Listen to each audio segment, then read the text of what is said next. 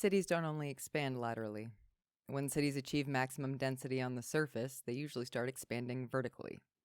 In other words, buildings are stacked up high or dug deep underground. Oh, I get it. An underground city, Gojo said. I'm glad there are a lot of entrances from the surface leading underground, but we sure took the long way, Nanami grumbled. A sizable rail network tends to be part of the underground footprint of a big city. The underground passage, beginning at Sapporo Station, is relatively new and spacious, and it affords access to a variety of major facilities all the way to Susukino. It explains why pedestrians are sparse above ground despite the wide streets. The vast underground space, free of traffic signals and weather conditions, is like a separate city, placed below the city above. Pretty fancy. We're underground, but there's a skylight, Gojo marveled. There are convenience stores, bookstores, terraces, library kiosks, hair salons, and fortune tellers. Along with all that, there might just be a doll maker, too. Shouldn't we have started by coming down here? I wanted to, Nanami said, but someone insisted on chowing down on buttered potatoes first. Gojo smirked. Seriously? If I see that person, I'll give him a warning. You could try the bathroom mirror. In any case, this place is really impressive, Gojo said. There are exhibition spaces, events, and performers. There's more human activity down here than on the surface. Gojo knitted his brows. That isn't necessarily a good thing. Sapporo is a distinctive city, and its people are diverse. In Tokyo, each district, Shibuya, Asakusa, Shinjuku, Akihabara, and so on, has its own characteristics, and people tend to gather in districts according to their personalities, which has given rise to terms like the Shibuya type and the Akiba type. Sapporo, however, is a jumble. Youth gather in shopping centers, nerds hit up shops selling anime swag, rickety shops line the shopping arcade, and the red light district is a maelstrom of adult desires. These all mix in close proximity to one another, sometimes on opposite sides of the same road. Of course, that meant a mixture of human emotions also congregated there. Resentment, jealousy, anger, discrimination, obsession, envy, hatred, greed. In other cities, negative emotions would sort into different districts just as people do. But in Sapporo, there are no such distinctions. Then there's the underground passage. A long tunnel in a vast underground space. Designed for convenience, that tube that connects most of the city's main facilities crowds together and carries along a wide variety of people and their emotions as they board their trains. At first glance, this subterranean area seems full of life and is impressive to behold. But to the sorcerers, it looked like a crucible of the human spirit. This place makes the job easy. You could practically just follow your nose, remarked Gojo. Yeah. Something feels obviously wrong. The air in this underground city, with its immense amount of human traffic, was stagnant. The dismal aura was distinct. A sorcerer capable of following a cursed spirit merely from the residuals of its cursed technique would find this easier than tracing the source of a gas leak. Nanami and Gojo threaded through the shifting crowds as they tracked the aura south. After 10 minutes, they reached the end of a new, fashionable area and stepped into an older area with a much different appearance. The layout was convoluted, with side passages and subway yards, but instead of the crowd thinning out, congestion worsened.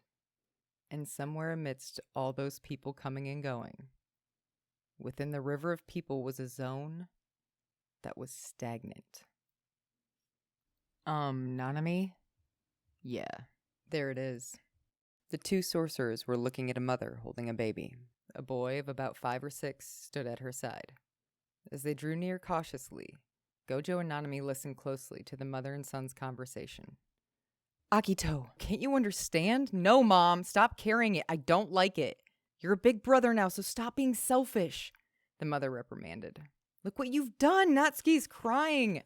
No, I'm not a big brother. The mother looked vexed as she shifted the baby Natsuki in her arms. Of course, she did care about the boy named Akito, but an infant demands a parent's attention, and the woman was deeply attentive to it. Her face, as she cradled the tiny form, radiated a love so intense it bordered on insanity. She was at a loss for how to handle her fussy son while consoling the baby. The average person wouldn't have noticed anything unusual, and might even find the scene charming. A young boy felt that the new arrival was dominating his mother's affections, so he was throwing a fit. Most adults would see the situation as amusing and commonplace. But the boy named Akito was too distraught for the sorceress to write this off as a mere tantrum. No doubt he felt like he had lost his mother's attention. However, his animosity towards his younger brother was excessively harsh. The mother herself probably knew that, but her initial attempt to weather the tantrum with an uncomfortable smile turned to embarrassment, exhaustion, and anger. "How can you say such a thing?" she demanded. "Because it's true. This is your little brother. You mustn't be mean. That is not my little brother, Akito." Enraged, the mother gave in to her emotion and swung her arm to slap her son. But the painful sound of her hand striking the child never came. Nanami had grabbed her wrist. She gaped at him. What are you doing?" The mother's confusion was understandable from her point of view. Nanami and Gojo were suspicious individuals who were intruding. She knew that physical punishment was wrong, but she hadn't been able to stop herself from lashing out over her son's comment about the infant, and the intervention of complete strangers was unacceptable. However, Nanami and Gojo had a reason to step in, as concerned citizens and as sorcerers. "Let go of me," the woman cried. "This is none of your business." "Actually, it is," Nanami said. "Do you know what it is that you're holding?" "What?" "Oh, I get it. This is what the dolls are," finally dawned on Gojo. "Ah!" Gojo was leaning in to peer at the baby in the mother's arms. "I wondered what we'd find, and, there it is." He looked up at Nanami. Selling such a thing and calling it a resurrection of the dead is the height of fraudulence. Stop it! Don't touch Natsuki!" "Huh? Is that thing really so important, more than the child crying at your feet?" Gojo asked. "Of course, I gave birth to this one too." "No, you bought it, right?" Nanami said. At his words, the mother froze. Then she shuddered with a despair as intense as if he had forced his bare hand into her innards and grabbed her spine. It was clear from what Nanami said that he knew what she had done. All right, y'all. That's chapter 2, part 3. Just like a couple of, extremely brief things that I want to divulge quickly. Topic number 1, dead babies and dead inside mothers. Yeah, the moral of the JJK story, right? Am I right? I know I'm right. You don't have to tell me. It's fine. Okay, but on a serious note, did this remind anybody else of chapter 147? Chapter 147 is, if you need a refresher really quickly, Yaga's death.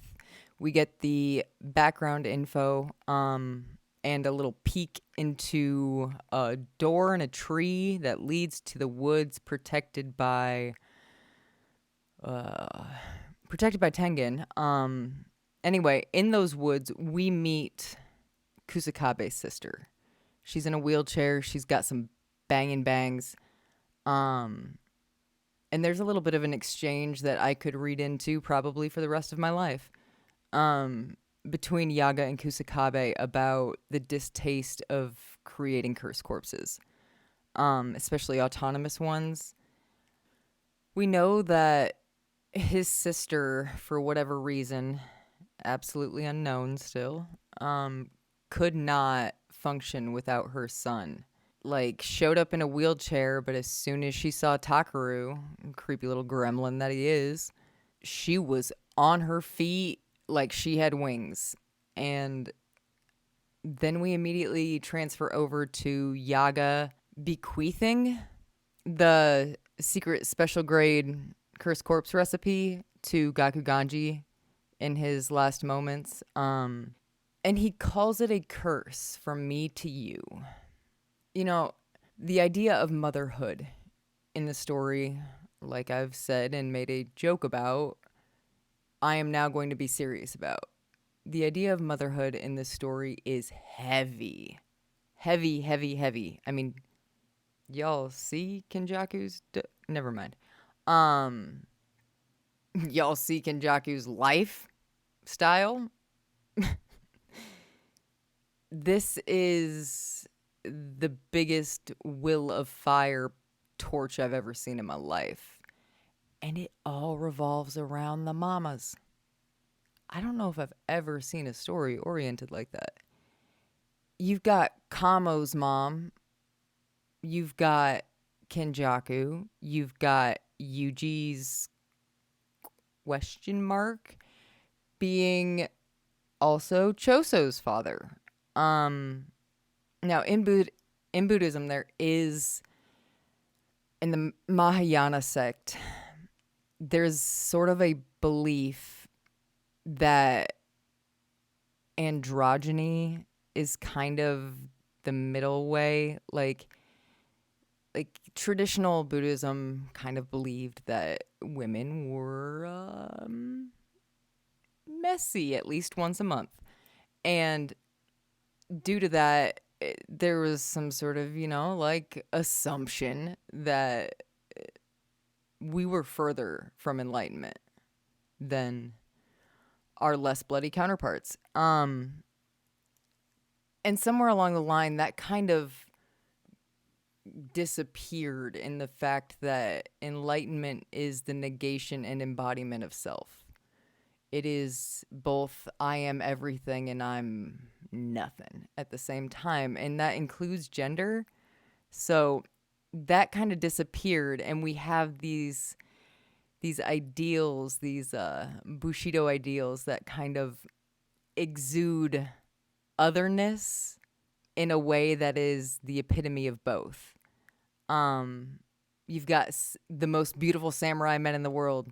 You've got Maki Zenin. I just broke my brain trying to think about her and Toji side by side. And you have Uraume. You have, even in a more nuanced, maybe even slightly asexual way, you have Gojo, who never showed interest in a relationship of any kind. No, Geto doesn't count. He would have sealed the deal. Anyway.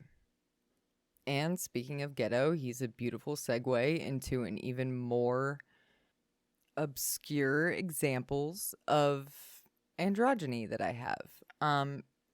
In early Japanese history, and specifically the Heian era, things were very beautiful. That is the biggest generalization that I can give you without getting into specifics. But when I say that everything was beautiful, I mean people spoke in poetry and judged each other on it. Yeah. 10 points for Toto. I get it. And thanks to those unattainable beauty standards, we, as people of the future, have been blessed with a history full of very interesting aesthetic tastes. And the particular taste that I plan on bringing up got its start in kabuki theater, or the desire for the look came from kabuki theater. Kabuki actors, okay, if you don't know what kabuki is like a play, all right? So it's a play, but it's a play with an all-male cast and not all male roles. So kabuki actors definitely got to experience a wide range of sleevery. That was the aesthetic taste that was kind of drawn out of the androgyny that happened in kabuki theaters. And a lot of it is gesturing. A lot of it's hand gesture stuff. Speaking of which, I just about knocked my water bottle off my desk. The hand gesturing was accented by sleeves. And this is the part where you can go ahead and mentally cue a little loop of Geto taking a seat in front of his cult in Volume 0. Enjoy that loop. Bottom line being, the more beautiful the sleeves, the more beautiful the you. I'm so sorry to have dropped this on you, but sleeves were sexy in the Heian era. Okay, now let's bring it back to our story. JJK, who's got sleeves? Don't worry, I'll wait. Wait. Who had sleeves as of like 10 chapters ago? Let's go there. Because we lost a lot of sleeves recently. We got Kenjaku. We got Ryomen Sukuna. We got Uraume. Who doesn't have sleeves? Kamo lost his. Maki lost hers. Nobara lost one of hers once and then hit a black flash. Yuji loses his all the time, but not to Maharaga. Here's the thing. Gege's not a misogynist. See you in the next one.